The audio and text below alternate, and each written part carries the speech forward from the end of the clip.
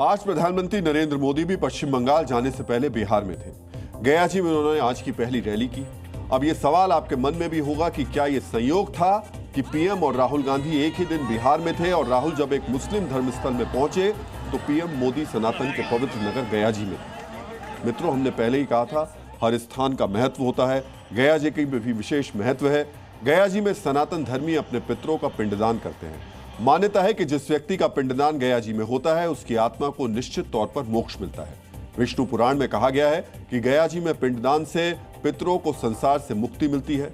गरुड़ पुराण के मुताबिक गया जी जाने के लिए घर से गया जी की ओर बढ़ते हुए कदम पितरों के लिए स्वर्ग की ओर जाने की सीढ़ी बनते हैं। पीएम मोदी आज सनातन के इस पवित्र शहर में पहुंचे थे। कर्म ही पूजा है की तर्ज पर पीएम मोदी ने गया जी से बिहार को 13,000 करोड़ रुपए की योजनाओं की सौगात दी। मगध यूनिवर्सिटी के कैंपस में मोदी ने 34 मिनट तक लोगों को संबोधित किया।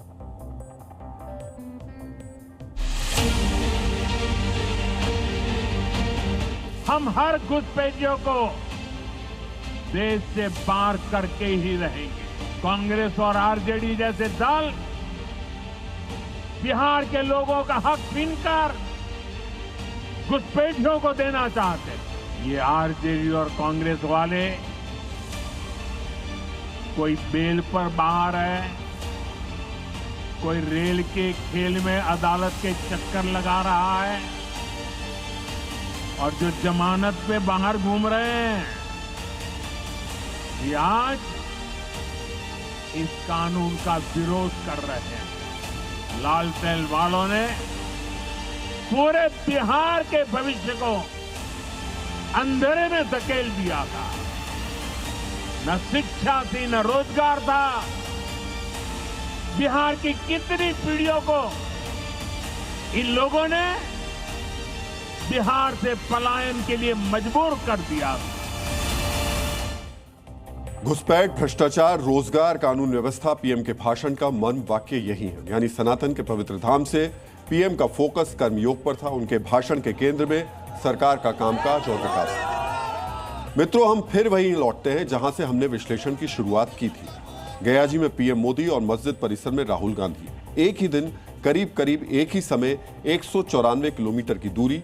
ये तो तय है कि दोनों नेताओं के कार्यक्रम पहले से ही तय थे। अब इन दो तस्वीरों का क्या संदेश है और इन दो तस्वीरों से किसे क्या संदेश लेना चाहिए, इसे समझने में हमें गोस्वामी तुलसीदास जी के एक दोहे की मदद लेनी होगी। गोस्वामी जी ने रामचरितमानस के बालखंड में लिखा है कि जाकी रही भावना जैसी, प्रभु मूरत देखी तिन जैसी।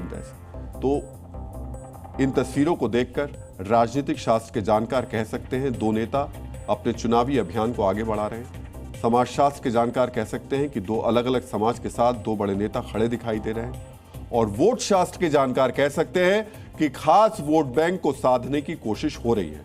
यहां हम आपको बताना चाहेंगे कि वोट शास्त्र कोई औपचारिक शास्त्र नहीं है, केवल राजनीति में ही यह पहला और महत्वपूर्ण शास्त्र है।